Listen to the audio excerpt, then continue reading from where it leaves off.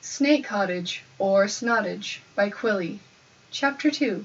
Company. Crowley? Aziraphale called from the front door. We have company. Crowley froze mid-tickle, Datura breathless under one arm. If someone was there for innocent reasons, Aziraphale would have 1. Definitely already opened the door, and b. said they had visitors or guests. Company was reserved for a very specific set of circumstances. Snakes, Crowley said, his voice low and deadly serious as he took his various offspring and set Datura down. All of you, right now. Father, Junior protested, and Crowley hissed at him fiercely. There were 3 immediate pups, and now 5 very confused snakelings, who knew the order, but still weren't old enough to really understand why. Down to the basement, Crowley said, flattening himself to the ground and pawing for a false vent cover under the couch. Don't argue, don't make a sound. Just go and stay down there until Aziraphale or I say it's safe. Okay, Father, Angelica said, and nudged a sullen-looking Junior as she took the lead of the pack of snakelets. Father, what's happening?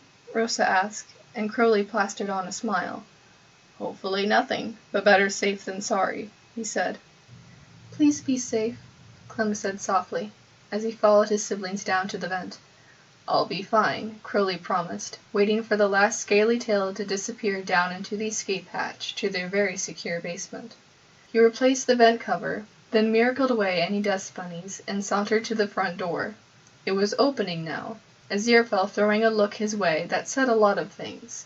Fear, anger, determination, anxiety.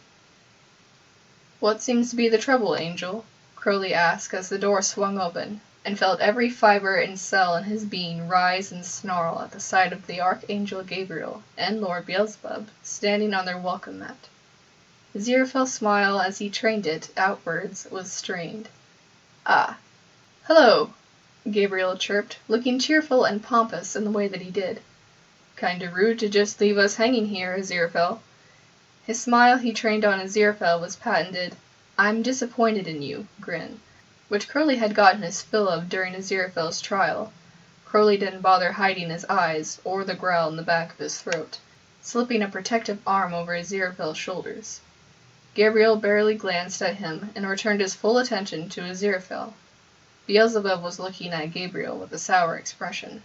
Are you going to invite us in? Gabriel hinted. No, Aziraphale said firmly. What do you want? There's been reports of odd activity in the area, Beelzebub said, casually digging in their ear and flicking their finger in Gabriel's direction. Gabriel flinched, and a miracle incinerated the offending matter before it could make contact with his impeccable suit. Naturally, we thought we'd question the 2 oddest beings in creation. Bit of a coincidence, isn't it? All those pops of unchecked energy right where you 2 are. Beelzebub cast her eyes around the inside of the cottage and sneered. Nesting. Since you're here and all, Gabriel smiled, his eyes cold. Care to tell us about what's been going on? What kind of odd activity? Aziraphale asked as Crowley gave in to his least explosive panicked instinct and wrapped both arms around Aziraphale's middle, resting his head on Aziraphale's shoulders. Plastering himself against his angel had a 2-fold benefit. The sight of them so close together caused Gabriel to turn poons, and Beelzebub to grimace. And the skin-to-skin contact and heavy weight of Aziraphale leaning back into him helped ground Crowley in the moment, helped him prioritize. It had been such a nice day before. We're not sure, Gabriel said, around a face that looked like it was smelling Beelzebub's favorite meal. That's why we're here. Our best guess is it's some kind of transformation frenzy, Beelzebub scowled. Crowley grinned and put his mouth close to Aziraphale's ear. I think you can figure out what kind of changes we're making for yourselves, can't you? Crowley punctuated this by closing his teeth on the lobe of Aziraphale's ear. For his part, Aziraphale gave a little wiggle and a moan that sounded nothing like what he did when actually aroused. See, Beelzebub said loudly as Gabriel backed from the door and retched. See, that's what I said at first. Sometimes as many as 4 transformations an hour is a little excessive, Gabriel said unsteadily, bearing down on the door again. Crowley felt Aziraphale dig his fingers into his wrist. But as Crowley was not peeled off, Crowley took that as a sign to lock eyes with Gabriel and start sucking wet, open-mouthed kisses down the side of the neck, tilting obligingly sideways for him. "As you can see," Aziraphale said breathlessly, it's quite a necessary thing, keeping him occupied."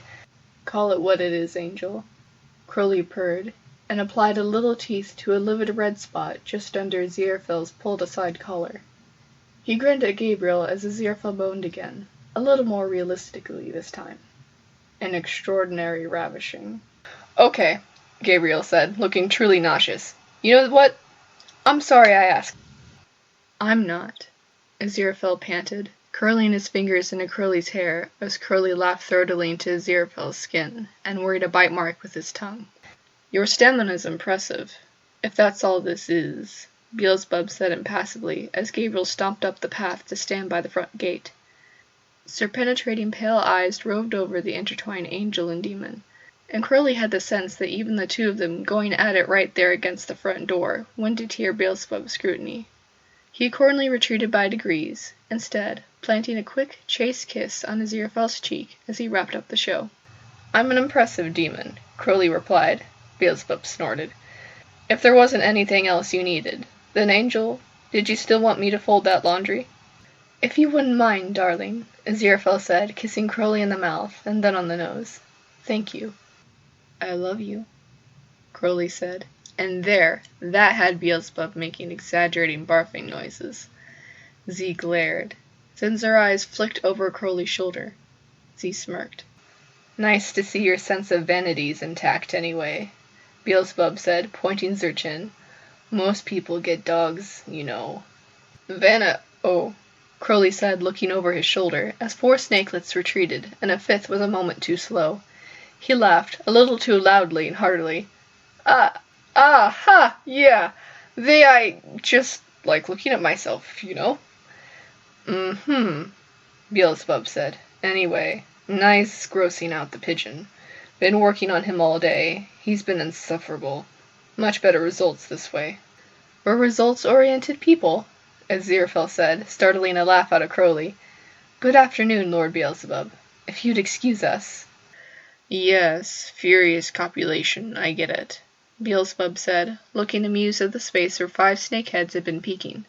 Aziraphale shut the door, then held up a finger. There was the sound of Beelzebub stomping off the porch, then the creak of the gate, then the sound of immediate bickering getting fainter. Crowley scampered to the peephole and checked. No Gabriel or Beelzebub. He closed his eyes and cast out for intruders. Nothing pinging on the radar. Crowley sagged against the door and looked at Aziraphale, who looked as ancient and as exhausted as he felt.